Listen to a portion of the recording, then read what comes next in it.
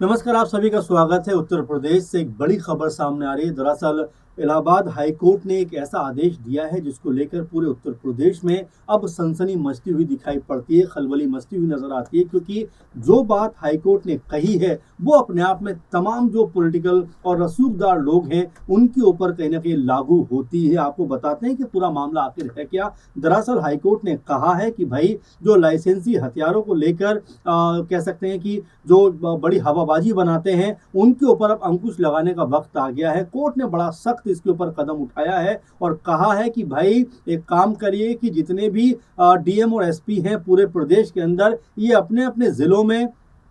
जो भी रसूखदार और बड़े कह सकते हैं कि लेवल के लोग हैं उनके लाइसेंसों को चेक करें, क्योंकि गन कल्चर यानी हथियार का जो इस्तेमाल है वो लगातार रैलियों में, इस तरह के प्रदर्शनों में बढ़ता हुआ दिखाई पड़ता है। इसको रोकने की ज़रूरत है। कोर्ट ने कहा है कि लाइसेंस धारकों को पहले आप चिन्हित करिए और उसके बाद में आप ये देखिए कि आखिर जिनके पास हथियार हैं, जिनके पास ये कह सकते हैं गन हैं, क्या वो उस दायरे में आते हैं जिसके तहत इनको वो हथियार जो हैं वो इशू किए जाने चाहिए, वो लाइसेंस इशू किया जाना चाहिए। क्योंकि कोर्ट ने कहा है कि भाई आप देखिए कि पूरे उत्तर प्रदेश में लगभग 10 लाख से ज़्यादा जो है वो लाइसेंसी हथियार हैं और इसमें से ऐसे 6,000 से ज़्यादा लोग हैं जिनको हथियार दिए गए हैं या लाइसेंस दिया गया है, जिनके ऊपर 2 या उससे ज़्यादा मुकदमे दर्ज हैं, जो इस क्राइटेरिया में आते ही नहीं हैं, उनको भी आपने जो है लाइसेंस दे दिया। तो ये बड़ी सख्त टिप्पणी कोर्ट की है और ऐसे समय पे हो रही जब उत्तर प्रदेश में लगातार चुनावों का जो माहौल है वो बनता हुआ दिखाई पड़ता है। चुनावों का कह सकते हैं कि जो एक तरीके से पूरा समीकरण है अब यहाँ पर बनते हुए नजर आते हैं। उस बीच में हाईकोर्ट ने जिस तरह की बात कही है कि भाई 10 लाख से ज़्यादा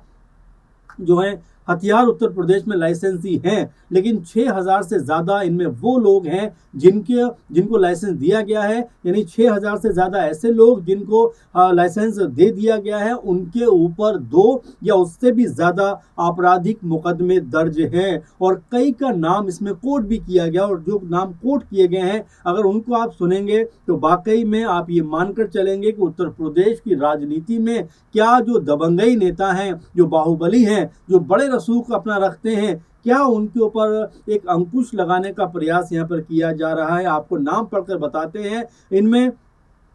राजा भैया का नाम है, इनमें ब्रजभूषण का नाम है, इनमें धनंजय सिंह का भी नाम है। इसके अलावा आप देखेंगे मदन सिंह बद्दो का नाम है, हाजी याकूब कुरैशी का नाम है, विजय मिश्रा का नाम है, अब्बास अंसारी का नाम है, राजन तिवारी का नाम है। इसके अलावा तमाम ऐसे नाम हैं जो इस पूरी की पूरी फहरिस्त में शामिल हैं। और महत्वपूर्ण बात यह है कि जो 4-5 नाम हमने आपको पढ़कर सुनाए, ये वो नाम हैं जो राजनीति में अपना अच्छा खासा दबदबा रखते हैं और खासकर जो पूर्वांचल की राजनीति है वहां पर इनका अच्छा खासा रसूख देखने को मिलता है। अब ऐसे में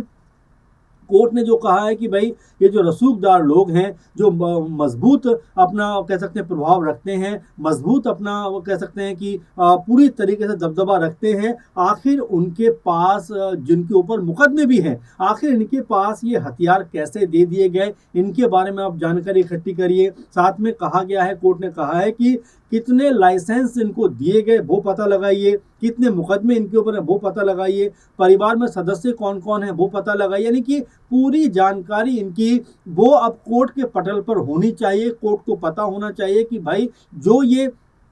लोग हैं जिनको जिस तरह से लाइसेंस दिए गए हैं, क्या ये जिम्मेदार लोग हैं और क्या इन हथियारों का जो इस्तेमाल है क्या वो गलत तरीके से तो नहीं होता है, क्या किसी को डराने धमकाने के लिए तो नहीं होता है, क्या ये माफिया और डॉन टाइप के लोग तो नहीं है। इन तमाम चीज़ों को कोर्ट जो है अब परखना चाहता है, क्योंकि कोर्ट ने साथ में एक बात और भी कही है कि पुलिस और प्रशासन ने, ये कोर्ट की टिप्पणी है कि पुलिस और प्रशासन ने प्रभावशाली लोगों को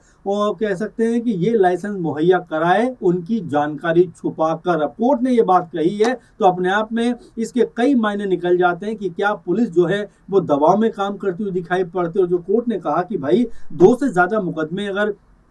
किसी के ऊपर भी है तो लाइसेंस दिए जाने की जरूरत क्या है, जो क्राइटेरिया है कम से कम वो तो आप फुलफिल करिए। लेकिन यहाँ पर कोर्ट खुद कहता है कि भाई पुलिस और तमाम जो प्रशासन है उसने प्रभावशाली लोगों के दबाव के सामने इस तरह की चीज को छुपाने का प्रयास किया, यानी कि जो जानकारी संदिग्ध थी या जो जानकारी होनी चाहिए थी वो पूरी तरह से दी जानी चाहिए थी, लेकिन पुलिस ने इन प्रभावशाली लोगों के सामने कहीं ना कहीं अपनी कह सकते हैं कि जो सरेंडर करने की जो क्षमता है वो शायद दिखाई होगी, तभी इस तरह का कह सकते हैं कि लाइसेंस इनके बन गए। क्योंकि कोर्ट ने कहा है कि भाई ये कैसे आप बना रहे हो और कैसे आप जो हथियार कल्चर कहीं ना कहीं पूरे प्रदेश भर में लागू करवाने का प्रयास कर रहे हो। जहां देखो गाड़ियों के साथ में बंदूकें लहराते हुए लोग नजर आते हैं, बंदूकों का डर दिखाते हुए लोग नजर आते हैं, लोग खौफ में दिखाई पड़ जाते हैं। तो ये क्या अपनी ताकत का एहसास कराने के लिए बांटे जा रहे हैं और क्या इसकी एक जिम्मेदारी नहीं होनी चाहिए? यानी कि जो लाइसेंस दिए जा रहे हैं अब उसका पूरे का पूरा रिव्यू होता हुआ दिखाई पड़ेगा। जो लोगों के ऊपर जिन लोगों को भी लाइसेंस दिए गए उनका यहाँ पर पूरी तरह से जांच होगी, उनके बारे में पता किया जाएगा। और जो नाम मैंने आपको बताया इनमें राजा भैया सरीखे नाम जो पूर्वांचल की राजनीति में अपना बहुत ज़्यादा दमखम रखते हैं, और ब्रजभूषण शरण सिंह के बारे में तो कहना ही क्या, उनके ऊपर कितने सारे आरोप लगे हैं, लेकिन उसके बावजूद भी कोर्ट ने कहा है कि इन लोगों की जाँच करो बाकायदा, और जो जो क्राइटेरिया है उसके तहत जाँच करो कि भाई इनके पास 2 से ज़्यादा मुकदमे हैं तो इनका लाइसेंस तुरंत ले लो। और साथ में कोर्ट ने कहा है कि 26 तारीख यही 26 मई तक हमें पूरी जानकारी दीजिए, और इसके लिए बाकायदा डीएम और एसपी को व्यक्तिगत तौर पर कहा गया है कि आपकी व्यक्तिगत जिम्मेदारी है कि आप तमाम डाटा जो है वो कोर्ट के सामने रखते हुए दिखाई पड़े। अब ऐसे में देखिए कोर्ट की जो टिप्पणी हुई है ये कम से कम ये तो बताती है कि जो आम लोग हैं, जो आम जनमानस हैं, उनकी भी हमें फिक्र करनी चाहिए। उनको डर और दबाव का माहौल बिल्कुल भी नहीं बनने देना चाहिए, क्योंकि किसी के हाथ में अगर बंदूक है और वो अगर अपना डर दिखाता है तो जाहिर बात है अगर सामने वाले के सामने पास में अगर सिर्फ डंडा है, कोई हथियार नहीं है, तो बिल्कुल वो डरता हुआ दिखाई पड़ेगा। और उससे महत्वपूर्ण बात की जिसको हथियार दिया जा रहा है भाई ये कहकर दिया जाता है कि आत्मरक्षा के लिए है, किसी को डराने धमकाने के लिए नहीं है। लेकिन जब यही हथियार या यही लाइसेंस जब दबंग लोगों के पास पहुंच जाता है, जो कह सकते हैं कि समाज में डर दिखाना चाहते हैं, उन लोगों के पास पहुंच जाता है, तो समाज का एक जो वर्ग है या जो कमजोर वर्ग से लोग आते हैं वो कहीं ना कहीं भयभीत होते हुए दिखाई पड़ते हैं। और तमाम जगह पर देखा गया है कि जो बड़े लेवल के कह सकते हैं जो रसूखदार जो लोग हैं अपनी ताकत का गलत इस्तेमाल करते हुए भी नजर आते हैं। अब ऐसे में कोर्ट का ये कदम वाकई में सराहनीय है कि भाई जो भी बड़े लोग हैं और जिनके ऊपर भी आरोप लगे हुए हैं उनका जो है जांच करिए, उनके बारे में जांच पड़ताल करिए, पता लगाइए आखिर ये लोग कौन है जिनको इस तरह हथियार बांटे गए हैं, और 2 से ज़्यादा अगर किसी के ऊपर मुकदमे हैं तो आखिर किस नियम के तहत इनको ये लाइसेंस दिए गए। तो अब कोर्ट पूरी तरीके से मुस्तैद है इस पूरे मसले के ऊपर। चूंकि 27 में चुनाव है तो ऐसे में चुनाव से पहले बहुत सारी प्रक्रियाओं का दौर चलेगा, बहुत सारी कह सकते हैं जांच पड़ताल का दौर चलेगा। लेकिन ऐसे में कोर्ट ने जिस तरह से अपनी बात को सामने रखा है वो ये बताता है कि जो भी दबंगई करते हैं, जो भी कह सकते हैं लोगों को डराने धमकाने का काम करते हैं, कम से कम उनकी पूरी जांच होनी चाहिए, पता होना चाहिए, और आखिर किस नियम के तहत उनको लाइसेंस दिया गया, लाइसेंसी हथियार प्रोवाइड कराया गया, इसकी जानकारी कोर्ट तक जरूर रखी जानी चाहिए। तो फिलहाल 26 मई को सुनवाई है, उससे पहले डीएम और एसपी को कहा गया है कि भाई